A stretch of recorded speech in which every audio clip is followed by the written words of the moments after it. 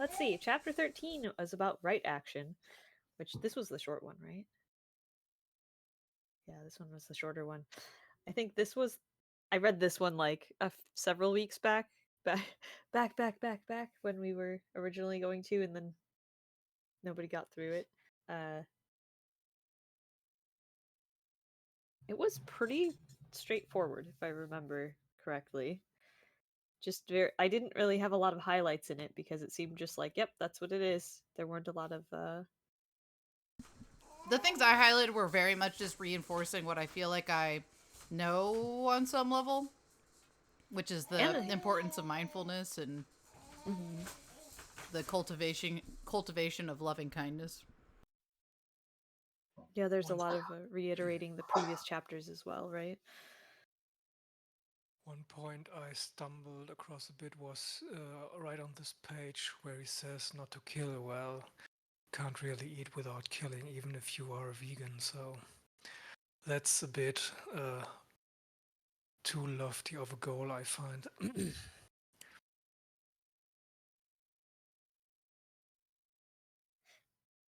Yeah, I guess it's by A lot of somewhat interpretation, right? The like technically humans cannot, as things exist now, it is impossible for us to survive. It's impossible for most, well, pretty much every animal to survive without killing something else, except those that survive off of things that already died from not their action, right? Yeah, that's true. Like yeah, unless scavengers, I'm I eating suppose, roadkill all the time.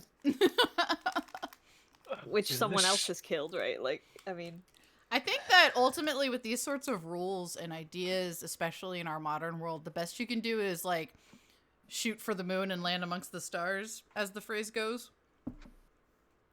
Like it's great to have these objectives in mind and aim high, and then giving yourself the grace and kindness when you land somewhere else. Mm-hmm.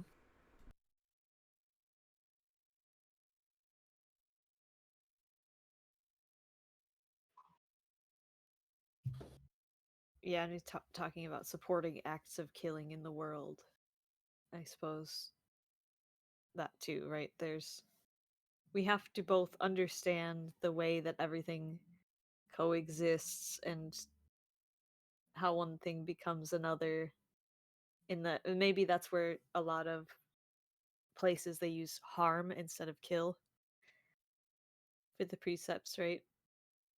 Yeah, but even that, I mean, even if you look at our phones, who and the minerals that are in there, and which are harvested under such awful conditions, but and I mean, that's anyway the idea you get, but really you don't really know how much harm anything you have or consume did cause on its way to you.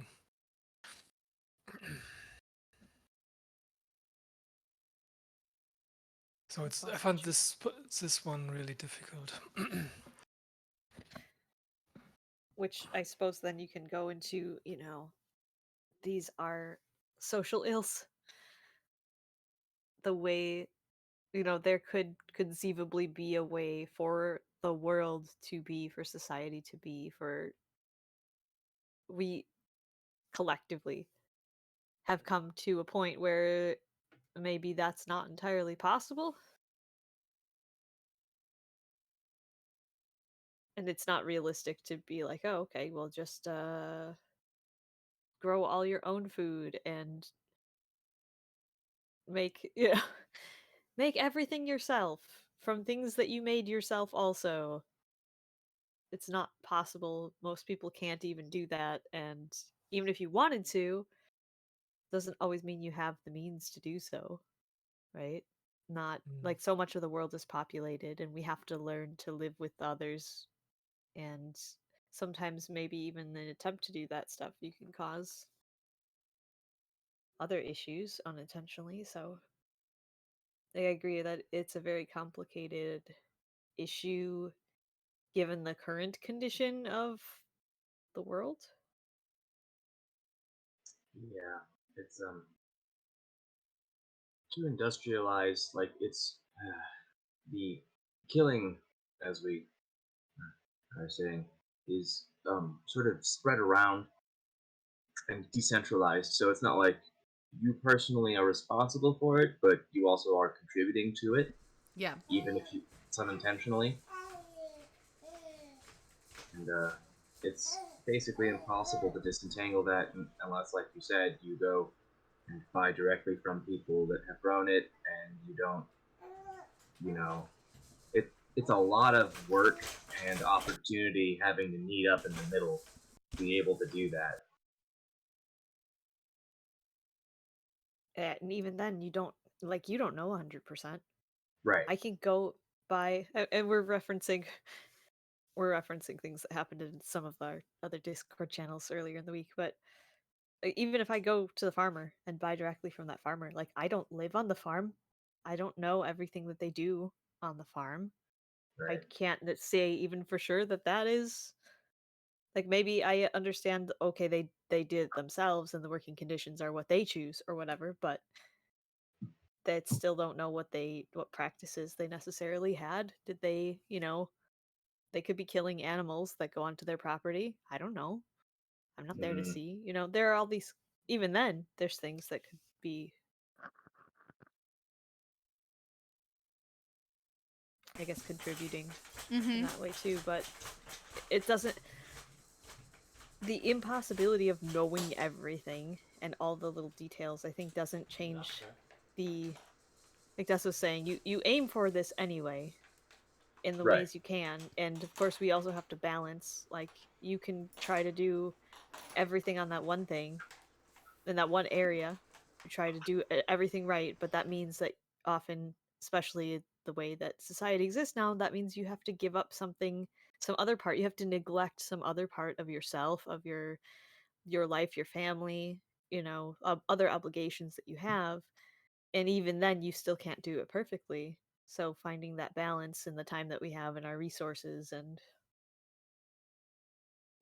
you know and maybe that also means contributing and trying to improve society as a whole and saying hey I don't want to support this, we shouldn't maybe be doing it this way, here's another way, here Mm-hmm. brainstorm other ways we could operate instead that can satisfy all of the same kind, tick all the boxes, but Well, and to oversimplify the chapter, it really just seems to be really emphasizing again and again implementing mindfulness into your life on so many different levels, whether it's the consumption of the food or the drink or even the way you interact with people. As far as he talks a lot about the sex, and he gets into that quite a bit. But like just once again bringing mindfulness in such a way that you are aware of where you can prevent suffering or where you may be unintentionally causing it and doing what you can to mitigate it. hold on, I'm gonna change to the other here we go, this one would be better even though it says chapter 25 now. I just realized I can't highlight in Chrome for some reason. Yeah, it's weird in this regard. This is one of the things that Edge does better. So I usually read through my PDFs in Microsoft Edge for the highlighting purposes. Yeah, that's what we're gonna do today. Sorry.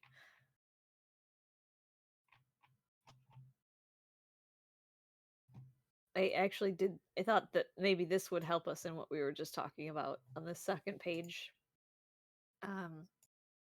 Saying we have to learn how to live simply so we do not take more than our share. Mm-hmm. That maybe that could be a good way of thinking about it, is understanding the resources that we're taking up and how we can, that recognizing that everyone, everything has to live together and partake in these things together. So how can we do that in a way that like minimizes the impact on any kind of negative impact on others? Mm-hmm. So maybe it's not possible to completely not kill or not cause any harm, no matter what we do, no matter if we could completely rearrange society. But if we can learn how to live a little bit more simply, so that we don't, so we're not selfish in doing so, that we learn to live in a way that's more harmonious with everything. Yeah. Go to you. Yes.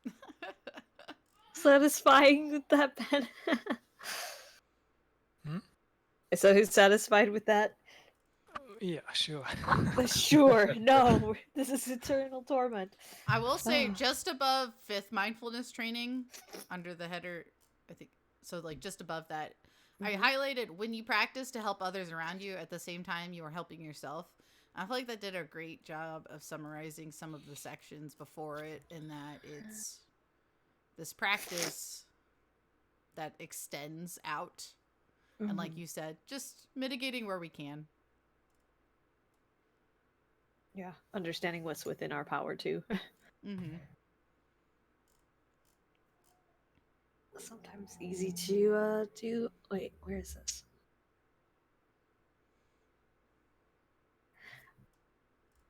There at the bottom of that page you're looking at starts a quote of, it's like the very last sentence. When we consume mindfully, we protect our body, our consciousness, and the body and consciousness of our family and society. I thought that was really interesting.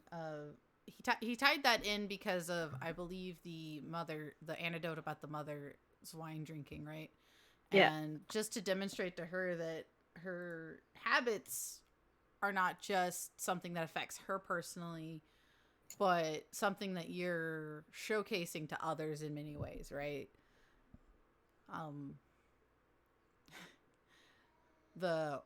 guess the phrase "walk the walk and talk the talk" comes to mind. Of, we can be like, oh, one glass of wine doesn't affect me, but is it okay for the people around you to see you partaking? I guess is an interesting way to view it. On a more relatable for me level, I suppose, would be people eating food I can't eat. Like if I'm being real good about my blood sugar and observing someone eat cake, or maybe let's reverse that, and I'm eating the cake and somebody has got, let's say, some type of severe diabetes. Am I being kind by eating that cake in front of them? I find this a more relatable way to think about it, because I personally don't struggle with drinking. But I do struggle with eating. And so I find that a little more, maybe an easier way to look at it, because there's a temptation there. Like, if I know I'm not supposed to be eating that cake, but I really want the cake, and maybe it's easier for me to resist when I'm not around it, but you're eating it, and it's okay for you to eat it. It's fine for you to eat it. You haven't had cake in who knows how long, and you're a perfectly healthy individual. You still are going to be impacting the people around you at some level who can't consume it. Yeah, that's a kind of mindfulness as well. And a negative effect that that's the whole thing, right? The whole environment. That's a really good example too. Now, on the other end of that spectrum, do I think that you should never enjoy cake because there are people who struggle with their health? No, that's not what I'm saying. But like you said, being mindful of your environment, being mindful of, is this the time and place for me to eat this delicious cake? Yeah, maybe I will excuse myself to consume the cake not in front of Des. Yeah, I don't know. Go in the closet. Please to go eat in your the cake. closet of shame and eat your cake. Actually, I think the previous paragraph too kind of had something to do with that. I like this quote that is the work of a bodhisattva, not doing for herself alone, but for everyone. Mm-hmm. I think it's when we choose these things, it should be with everybody in mind, that it has such far-reaching consequences, not in the negative way, just as results of our actions, the karma or what have you. Yeah, that was really the only things I had highlighted in this chapter. Yeah. It was mostly pretty straightforward, and I think a natural extension of the chapters that came before this one. Mm-hmm. So if anybody didn't have anything else, we can go to chapter 14. I'm good. Good. Okay, this one I did have a bit more that I actually had highlighted. So Mm-hmm. being on right diligence, the energy that helps us realize the path. And there was quite a lot of, this is right diligence and this is not. And these are these are the ways that we can measure and ask ourselves. I Like, really appreciate it. You're about to highlight it, I think, of the we may Mhm. appear diligent in our Yep. practice, but if it takes us further from reality or from those we love, it is wrong diligence. I appreciated him touching on this throughout this chapter quite a bit because I feel like I've had this discussion before with somebody of like, if you're trying too hard, that is also wrong. Yeah. Yeah, then you get entangled up in that. But I it's hard. really. Yeah. Okay, you go ahead. I was just gonna say, but that's a hard concept to describe to somebody of like, how can I try too hard to do this thing that's supposed to be good? Well, you'd be surprised. Yeah, I appreciate. I think this is important that he does this, and also, like, a good thing to do it very directly in this way to differentiate between when we say diligent, like just when we use the word diligent and right diligence, they're not exactly the same. Like we say, and I think he's talking about it a lot in this chapter. Like, you can be diligent, as in you're hardworking and you're putting a lot of effort into a particular endeavor. Maybe it's a project you're working on. Maybe it's your career. Maybe it could be so many different things, and you're working hard. We call that diligent. But again, saying just because you're working hard at it, just because you're diligent doesn't make it right diligence.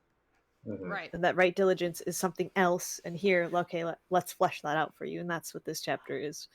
Mm-hmm. Because maybe when you hear right diligence, you just think about, oh, I'm working hard to make good things happen. But maybe you're spending, maybe you're a workaholic and you're spending way too much time on that thing, and you're sacrificing and distancing yourself from other things that matter more.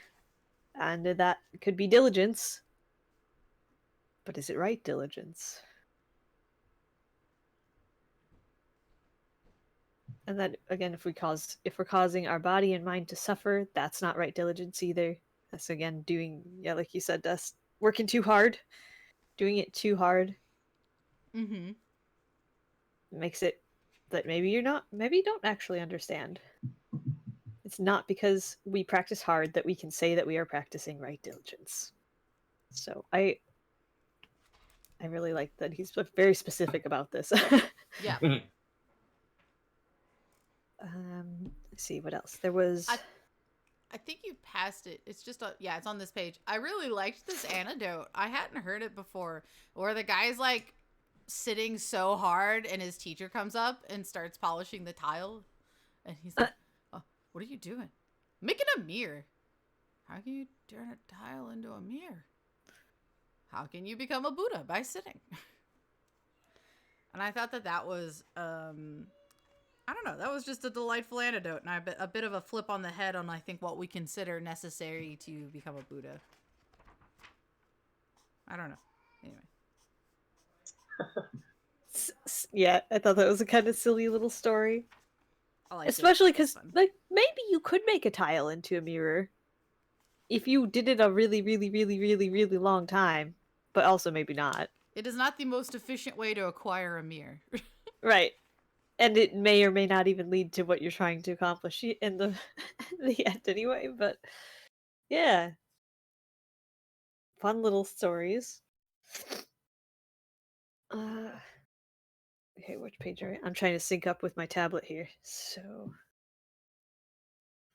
oh, this actually, I didn't highlight this because it's kind of just like, yeah, it feels like, of course, this was obvious, but the 4 practices here of like preventing the unwholesome seeds from rising, helping the ones that have risen return to store consciousness, finding ways to water wholesome seeds, and then nourishing the wholesome seeds that have already risen. Seems like really obvious, but I mean, there it is. It hits on all the way he speaks about other concepts earlier in the book as well, of watering the right seeds, and that's that same metaphor he uses over and over again.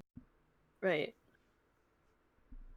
And also adding this, because this, I felt this was maybe slightly different than what he'd said before, or it goes a little farther, but unwholesome as not conducive to liberation or the path.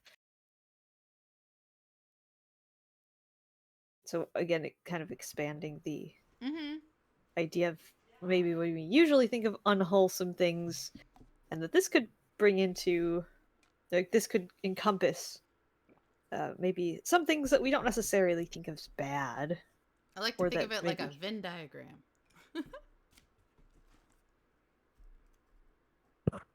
a Venn diagram of what? Of things. That's anyway. Sorry, that was an unnecessary Oh, like tangent some on my bed. things. Like some things could be wholesome or unwholesome depending on how you've done them, and some things are just unwholesome always, Yeah. and some are just wholesome always. But that's how I think about language in general. My apologies. I think this. I know that works. I was just like, what? Venn diagram. Now I can see it. Yeah, this chapter just. I think there was a lot of the repetition that he has so much. Like, really drive it home. If it does not bring you joy, you're not practicing correctly. If And here, we need to know our physical and psychological limits. We shouldn't force ourselves to do ascetic practices or lose ourselves in sensual pleasures. Right diligence lies in the middle way between the extremes of austerity and sensual indulgence.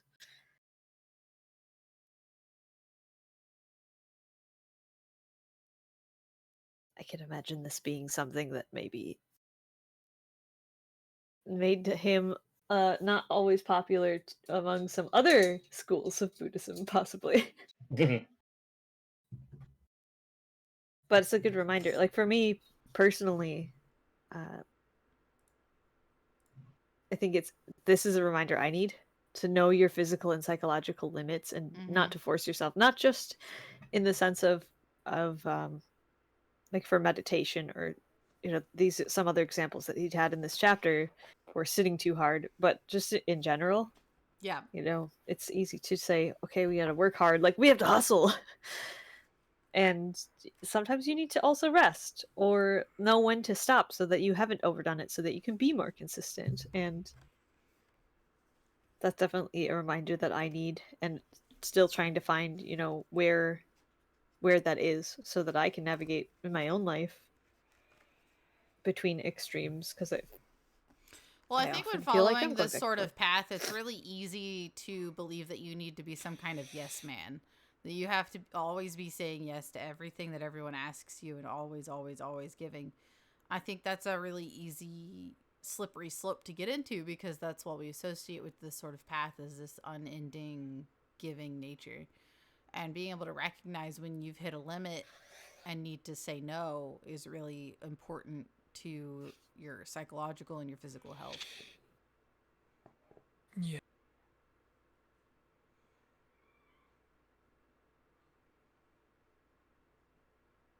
I agree with that 100%. We overextend ourselves quite a lot. What else did I? On this, Oh. I highlighted that little quote: "Time flies like an arrow. If we do not live deeply, we waste our life." And mostly that was I like the phrase, and just generally reflected on it as a good little saying, I think. As just, one of those, another little reminder: enjoy the moment, be in the moment. Importance of mindfulness. Oh, this one, I really like this line too. If we lack right diligence, it is because we've not found a way to practice that is true for us, or have not felt deeply the need to practice. So if you're not doing this, it's not It's not because right diligence is wrong. It's not because this is wrong. It's because you haven't found it yet. And if it doesn't feel right, and if it's not easy, again, reiterating what he'd said in earlier chapters, if it isn't easy, if it's not something that you want to be doing, Mm-hmm. then you just haven't realized the rewards of that. You haven't, or maybe you're not doing it correctly. You're doing it too hard. You're doing it in a way that's not bringing about joy and peace.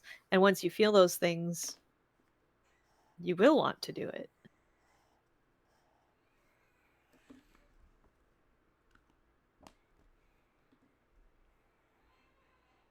The amount of discontent my child is expressing from the other room is wild. The child has not yet learned right diligence either. He's usually a very cheery child, but he's been starting teething, so he's Oh, yeah. No. it's really knocked a peg out of his disposition recently. it I can imagine that being very frustrating, that your face just hurts all the time and you don't know why because you're a baby. Because you're a baby. Yeah. Oh, I highlighted on this page, in that second paragraph, sometimes we can just allow it to lie dormant in our store consciousness. And we use it to touch the refreshing and healing elements within us and around us with our mindfulness. I just thought it was fun. I just like this idea of refreshing elements inside me somewhere. I don't know why. I like the word refreshing. I'm like, ooh, refreshing. Ooh. Fair enough. I highlighted that too, but in conjunction with this previous one, kind of together, like the path that does not run away from but embraces our suffering is the path that will lead us to liberation. But then this line becomes kind of a cautionary, like, Mm-hmm. you don't have to always be confronting suffering 100% of the time. Sometimes it's good to touch the refreshing and healing elements. So something that's the peace that's around you and something else that's nice inside of you, to not be obsessing over suffering. You don't have to Always. martyr yourself just because the world is suffering. And that, yeah, that there are always going to be aspects of suffering, but we also need to recharge. We also need to touch the peace and the joy. And if we aren't doing that, we're not doing it right, is the other thing, right? We have to be able to touch those things in us and around us and not forget about those things, or we aren't living and we're not being actually mindful because we're focusing on only one aspect instead of the whole thing. Mm-hmm.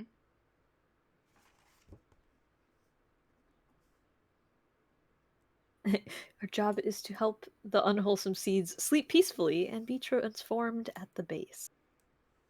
I like that.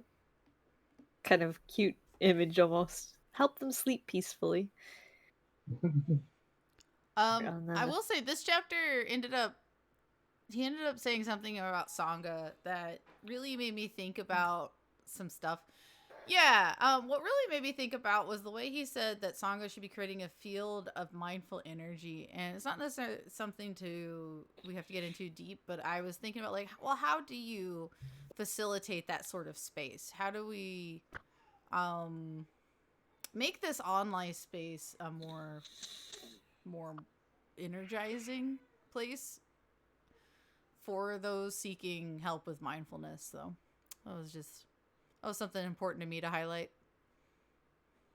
Yeah. I was thinking the same kind of thing. You know, we come here and what is it meant to be and what is it actually,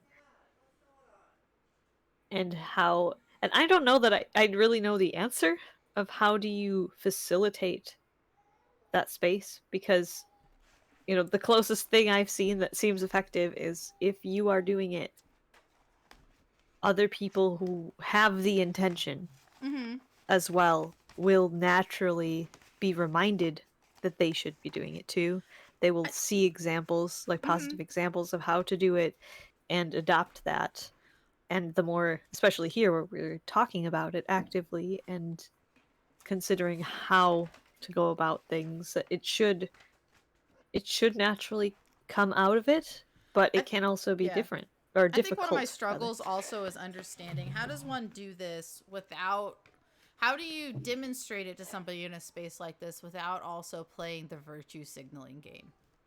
Um, Mm. so, because I think it could be easy to, I don't know what it's like necessarily. I know where I feel like it can go for myself. It can be fast from I'm sharing my practice to, yes, look at me. I am enlightened. You know what I mean? Like, I don't know if that's an easy slope to fall down or not. I know sometimes I feel uncomfortable sharing my practice because I don't want to give off the wrong vibe. I'm not trying to brag. I'm not trying to make someone else feel bad if they're not at where I am. And I don't want to seem like I think I know everything when I'm obviously still a learner and student myself, you know? So I guess the whole managing that virtue signaling is very difficult to juggle.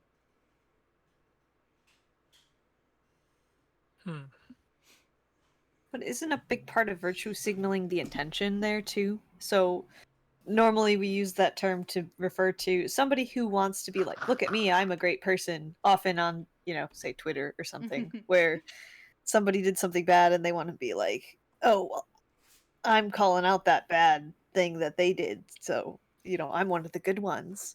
But I don't know if I understand what you're like conveying with that. I don't know if that's really the same thing. Like, especially every week when Ben comes and says, time to consider your practice, the state of your practice, and what have you struggled with, what have you succeeded with. It's a place to mark our progress. And Right. I mean, in like a monastery, there are always people of different levels and different progress on their path, and some progress very quickly and others struggle with certain things they're trying to overcome for a very, very long time, for many years. And I don't think that if you were to see somebody saying, I struggled with this and I can notice these signs that I'm doing much better with it because Right. this time when this happened where I previously had responded this way, I now responded this way, and your response is, ugh, this person's awful for talking about their success with something, and I still have that struggle, and you feel negatively toward that person for that. That seems kind of like, I mean, that's not you then, Des. That's not that's not you doing something bad. That's them not progressing far enough in their own practice where they're still looking at others who are succeeding with contempt. And you know what I mean? It should ideally be, if you're talking about, I did this and then I practiced this and now I was able to do this better, that Yeah. we would either be like, wow, congratulations, or, oh, there's proof that it works. I should maybe try this thing that does it. Or, oh, maybe you're doing it a little bit differently than what I was doing. And I could give that a try and maybe even ask, like, okay, hey, give me some specifics on how you were doing that. How long did you have to do that? What was the distance between these two points? What was the experience like in between? Because maybe that was like, hey, a year ago I had this situation and this year I had it again. What about everything in between? We can have conversations about that and we can learn from each other. And if I don't think it's your responsibility to accommodate like the toxic viewpoints and behaviors of other people who may potentially see it, and like, I mean, realistically, half of them aren't even going to read it. So don't worry about it. Well, thank you for your encouragement, Lee. I appreciate it.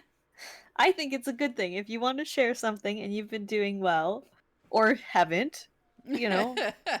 Oh, We're supposed to Lord be knows supportive. I fail quite a lot as well. Yes.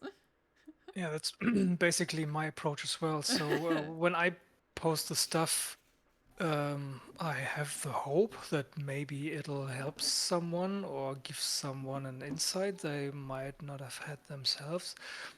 But I don't consider even the possibility that someone would resent me for that. So, Yeah, I don't mean yeah. to. Yeah. Yeah, y'all Yeah, are stop right. projecting, Des. Dang. I'm sorry. Now we know the truth. Des is just over here upset Yep. that we're I'm judging y'all for your improving. level of enlightenment and like, they're becoming better. Ah! How dare they? I'm just over here getting worse.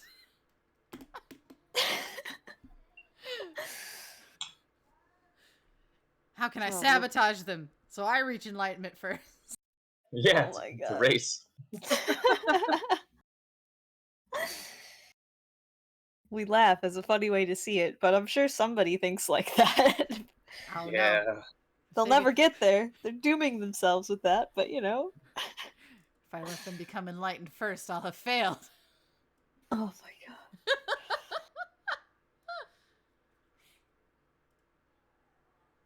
Yeah. But I see what you mean. I definitely felt the relevance of this line. Don't have the answers for that yet. Maybe that's a good idea for us to kind of meditate on. What do you do to create that space?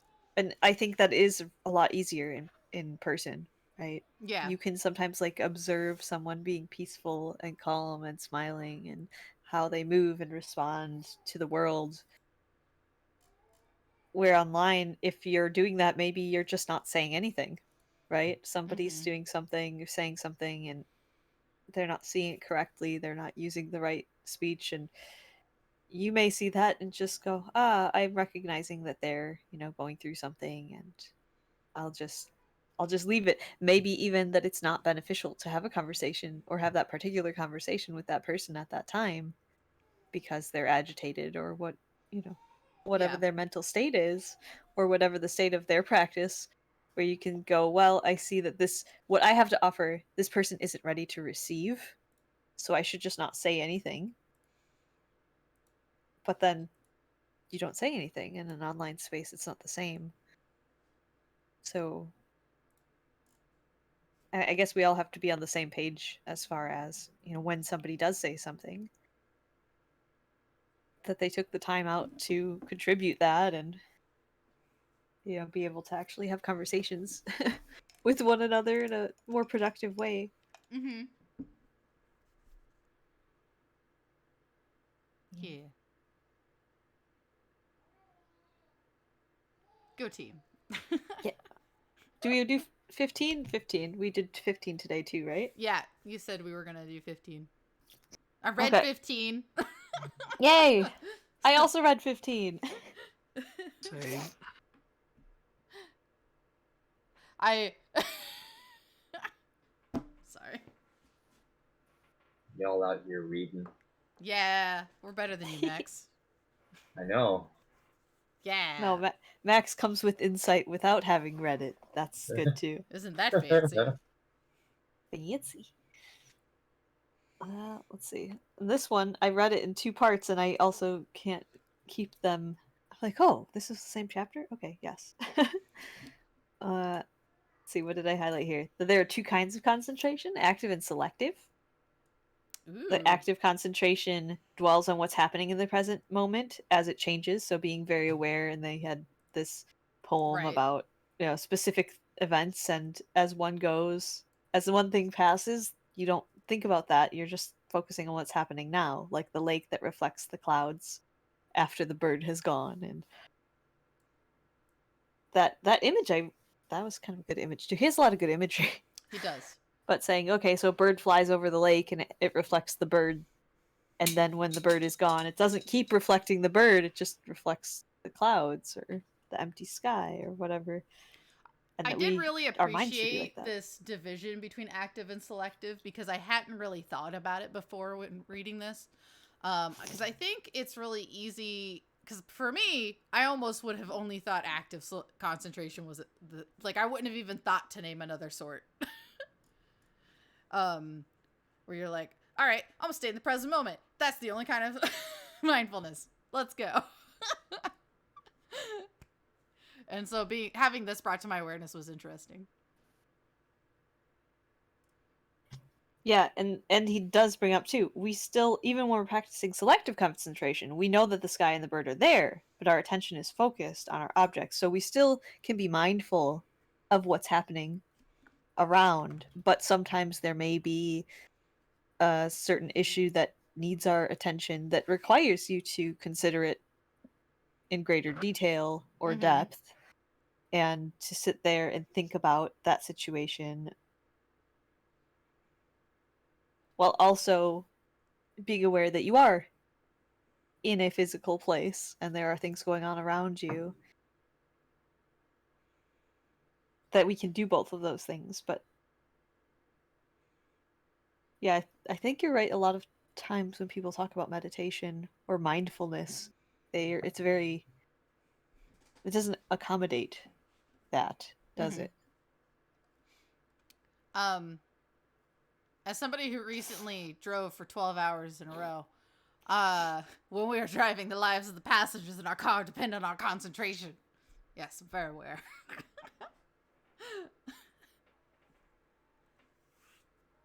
Yeah, very good examples of things too.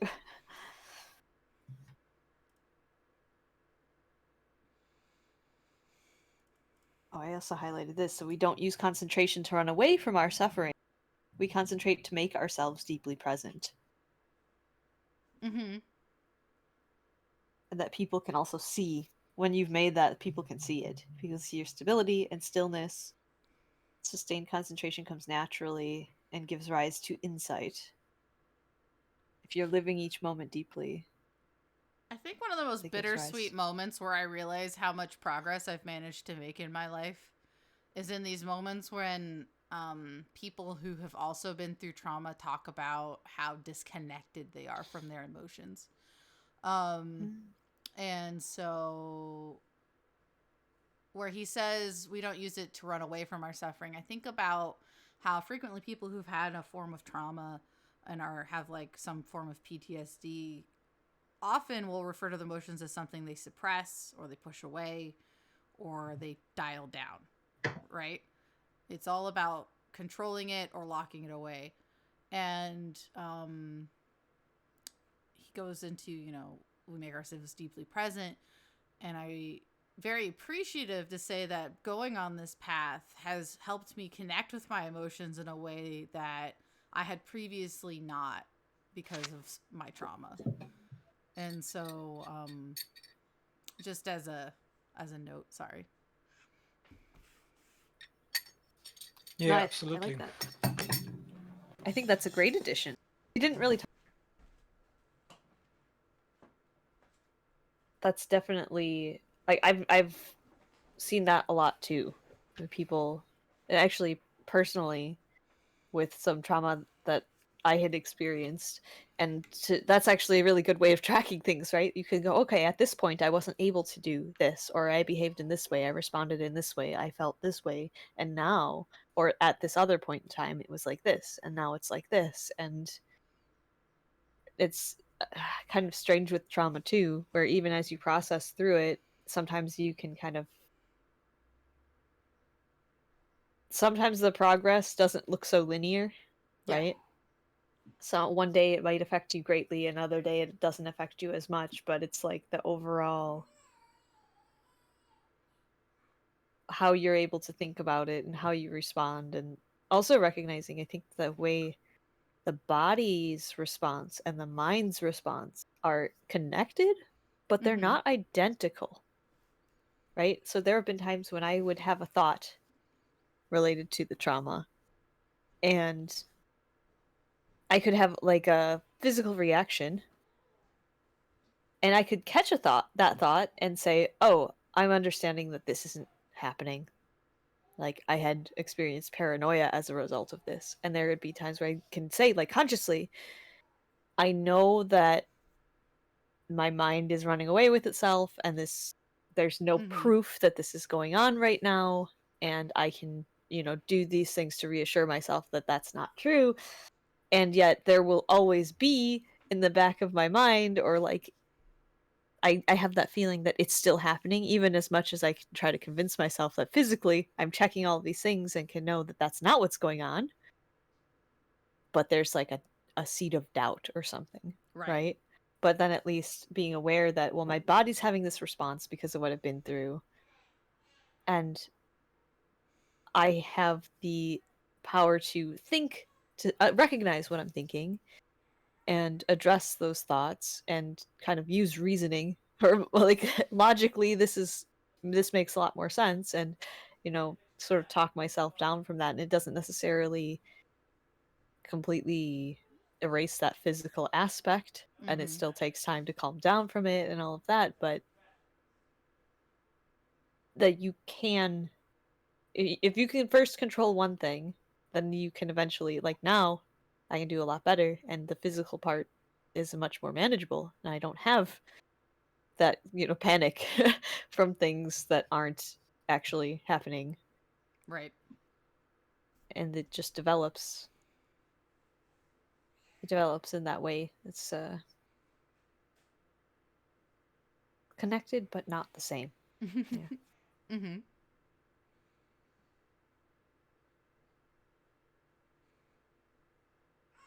Yes. Yes. Ugh.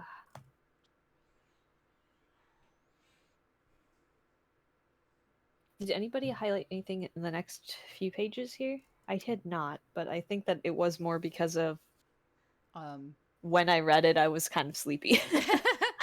Under the section, he starts getting into right concentration and stuff. I will say the most notable things I highlighted were everyone needs concentration, because he referred to one culture that seems to instill it in their female children, but not their male children. And I liked that he pointed out, like, everyone needs concentration. That was cute.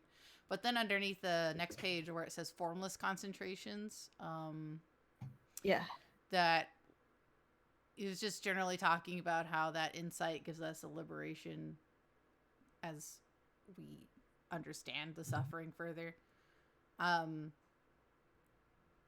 sometimes he does acknowledge, that sometimes it is just a matter of escaping because maybe these emotions are too powerful or whatever. But then at some point we do have to return to face these emotions or whatever they are. So the fact that he takes this time to acknowledge, I appreciate the sensitivity that comes into Han's writing of the human condition, right? He doesn't feel like somebody who's writing from a pedestal.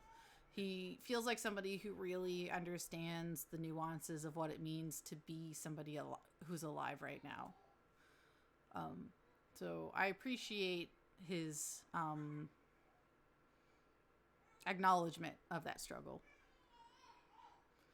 And so then His compassion, so to speak. yeah, his compassion is really, I like that about his writing quite a bit.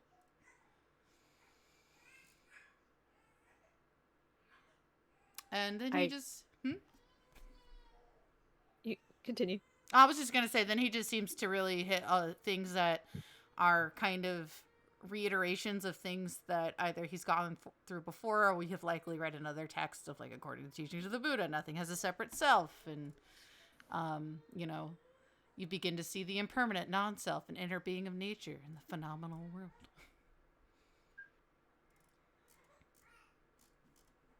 I think that's a pretty good summary of kind of a huge part of this chapter. Seems to think that the concentration, if you're really concentrating, that you will come to this insight and understanding of how everything together, the interbeing, like the truth of reality will come to you if you're doing this long enough in the right way. And then you should also concentrate on that.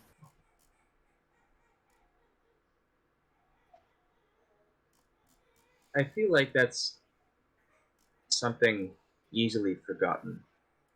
Is the Buddha was able to see this because, well, there it is. I mean, you just have to look for it. But it's I say you just have to look for it as though it's super easy, but like it is something able to be witnessed. It is present, and sometimes people get caught up in all of these different techniques or practices and whatever. It's just like you're you're complicating this. It doesn't have to.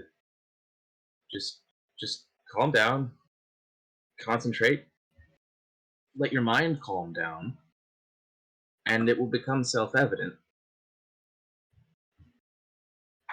But it's almost too simple for a human to believe.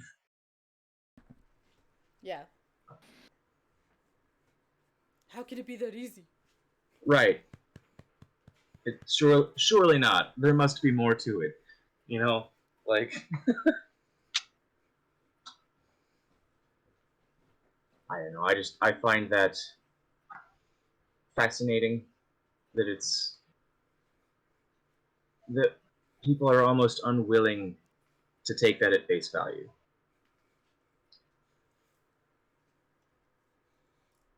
Yeah, I see that a lot too.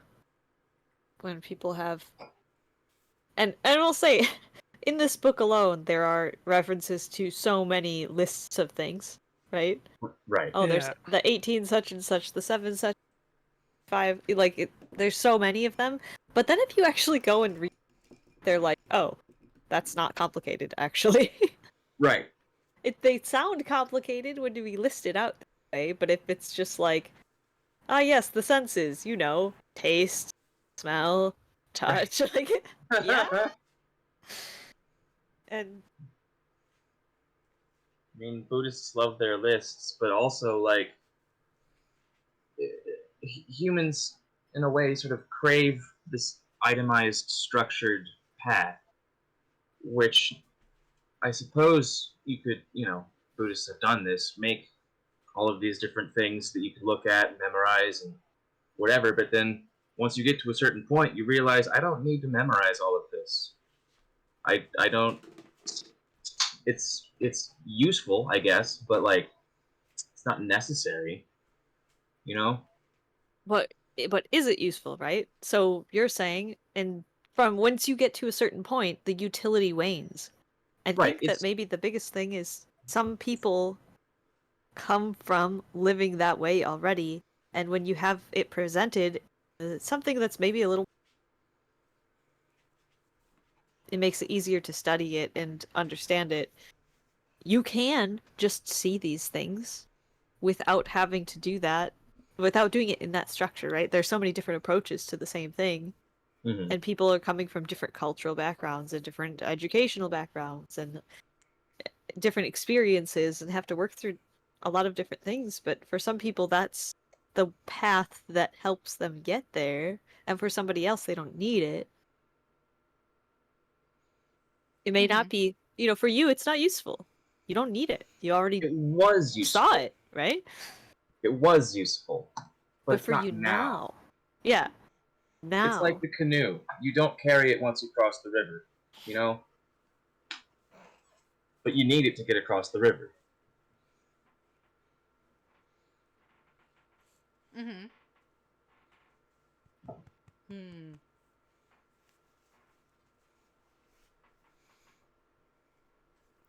Um, to jump on that, if you scroll down till you get to the 8th level of concentration, Hmm. he says somewhere in there, therefore we see that we cannot rely on our old way of perceiving, and we want to be in direct touch with reality. I see this connection with this thought process of like, we start with one way of having to approach things so that they make sense, and then we can't stay attached to any one way of perceiving.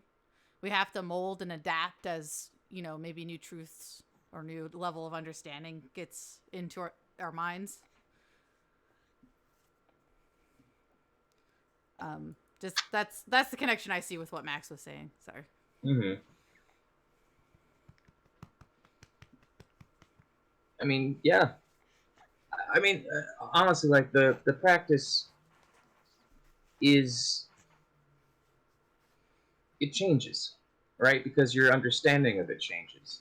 So what you do has to change, um, in parts. I mean, like you meditate and you're gonna meditate the whole time, but like how you meditate, what you meditate on, if anything, those kinds of things change, and then you can't be like, well, this used to work and now it doesn't. I'm gonna do it until it works again.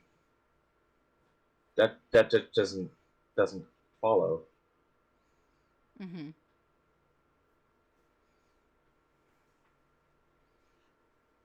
Although maybe it does. Maybe for someone else it does work. Who knows? If we can tie that back to what we were reading in previous chapters where he talks about habit energy, it could be that they were doing it and it worked, and then they fell, they allowed the habit energy to take over, and now doing it again could help them get back to the point they were, right? Mm-hmm. But definitely see what you mean. It's also being aware of what's like, if the whole point is we need to see the truth and then follow the path that helps us get to a better place, right? Mm-hmm. That helps us transform our suffering. We see the truth and then we transform the suffering into joy, peace, and liberation, as the title says. Yeah. And if some people need a lot more and take a lot longer to see the truth, I mean, some people take a whole lifetime and still don't see it. And others already saw it before somebody even said it like this, right? Some people are already living the path without knowing anything about Buddhism at all. Mm-hmm. Because it's true, right? That's what we clearly we're all here because we think it's true. We want to follow this, and it works. It's worked for us all. Yeah. But As a thing that, like, a final thing I thought was really interesting about this chapter, and it's like the page before it ends, he talks about, like, what if the Buddha came back and oh my gosh, and he was gonna walk around, and this is a bit of a tangent, but he led into it really well, so it was interesting. As far as this idea of seeking a place of pilgrimage, like, I gotta go there, I gotta say I was there, I gotta have proof I was there, right? I gotta take a picture, my selfie with the Buddha, right?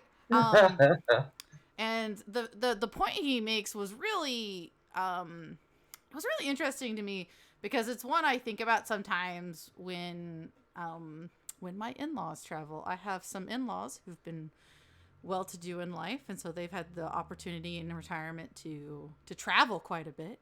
And they're like, oh, you got to see this. You got to see this. The reality is, Des would have a terrible time traveling to half the places they go, because Des doesn't enjoy plane rides, and Des doesn't like crowds. Like, and so I promise this is tied in. While there is probably something to appreciate in a lot of these places, I know myself and I know my limits, and I know when I have gone to things that are one of those, like, you gotta see it things, I have not enjoyed myself. Like, it's okay, I've gone there, I've checked this off my list, I've done it, now let's go. Yeah, same. And so, what was the point of going in the first place if I'm not able to actually enjoy the moment? And so much like if there were a bazillion people around the reincarnated Buddha, like, it's not worth my time to go. Like, if he wants to, call me up and let's go have a coffee and chat, absolutely. But if I've got to stand in a crowd of thousands, I'm really, like, there's no point. I'm going to get more from going off in the woods and meditating by myself than in that moment where I can say, hey, I did this thing.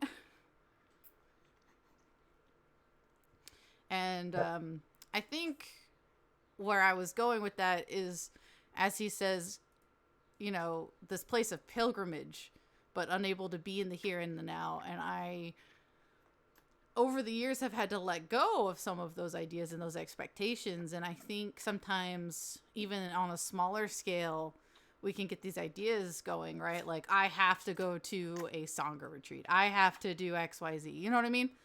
But in reality, those aren't necessarily what's gonna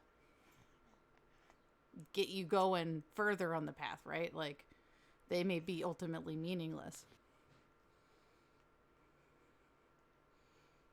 Anyway, that was my TED Talk. Thank you for coming. no, I really liked that story that he had about the Buddha too. It was good. I enjoyed it. That they say, there's me standing beside the Buddha, but it's not true. They were not there, and that is not the Buddha. Good. But just because of their mindset. Like, that this is just a appearance of the Buddha, and that to have the real Buddha, Right. it's by Even if you have a walking in very peace and expensive camera. happiness. Yeah, it doesn't matter how much it looks like the Buddha, because the Buddha isn't a body Yeah. in a place in India. In You this, see the Buddha on the road, kill him. It's the well, same principle. That's not the Buddha. Kill him. yeah, when you say touch the real Buddha, he's available. I what is it? wonder if someone did that, how many Buddhists would swoop in with like knives? That would be hilarious. Ooh. I mean, I don't know if it would be hilarious, but In, like in a ironic. very abstracted way, it would be very funny. It would be hilarious a few years later when I would be allowed to laugh about it. All of these adherents to this religion just killed their religious leader. Wow. Just kidding. That wasn't our leader. Just kidding. Just kidding. We did murder though, so that's bad. That's bad. We probably shouldn't have done that. Probably shouldn't have.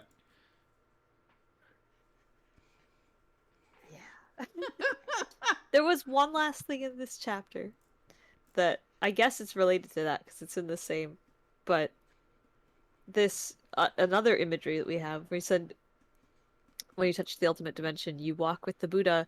The wave does not need to die to become water. She is Ooh. already water. Oh, I love that sentence. That's good.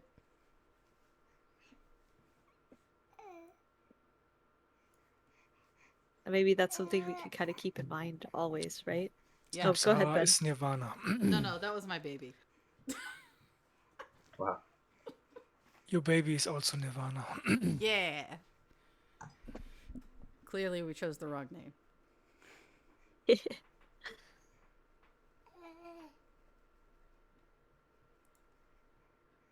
That's a good reminder.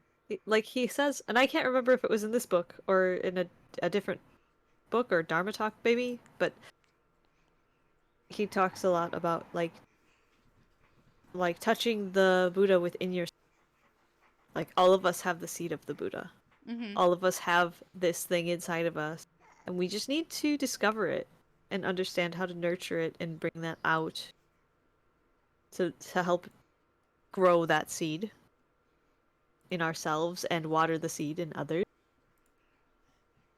And that you don't need to in becoming and transforming yourself and going from one state to another or from one person to being the next new version of yourself. Mm-hmm. There is no death of that. It's just like you're already what you are aspiring to be. That's already in. Just need to figure out how to Water the seed. just become or realize it, right? You just have to realize it.